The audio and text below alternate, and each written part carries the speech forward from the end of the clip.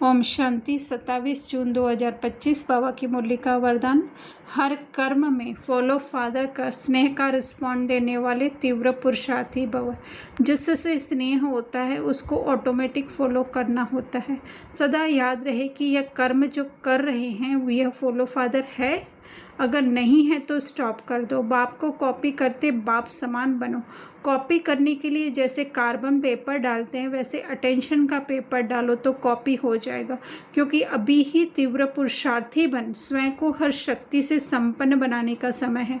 अगर स्वयं को संपन्न नहीं कर सकते हो तो सहयोग लो, नहीं तो आगे चल टू लेट हो जाए। यहाँ पर जो है वो देह अभिमान और देही अभिमानी की एक छोटी सी पतली वेद रेखा होती है जिसको कि हमें समझने का है कि ये हमारा कर्म आत्मिक हिसाब से है या फिर रोल को देखकर, शरीर को देखकर या इच्छाओं के वश, मन के वश होकर के हम कर्म कर रहे हैं।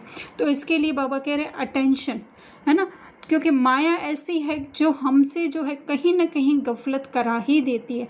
लगता है कि हम देही अभिमानी हैं पर देह अभिमान में होकर के हम कर्म कर रहे होते हैं।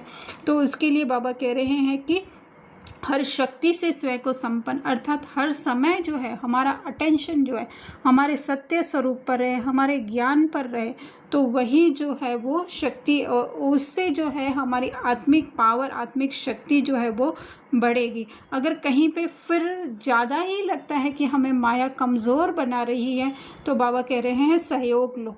स्थूल में तो जब बाबा थे तो ले सकते थे, या फिर अभी भी जो निमित्त हैं अगर वो खुद ट्रस्टी हैं, ट्रस्ट वर्दी हैं तो हम उनसे ले सकते हैं। नहीं तो बाबा से जो है वो सहयोग लेना, नहीं तो टू लेट, अर्थात कि और ज़्यादा जो है हम इस देहाभिमान में डूबते जाएंगे। स्लोगन संतुष्टता का फल प्रसन्नता है, प्रसन्न चित्त बनने से प्रश्न समाप्त हो जाते हैं। तो संतुष्ट तो आत्मा ही रह सकती है, रोल कभी भी नहीं। रोल को तो ज़रूर कुछ ना कुछ चाहिए ही होगा।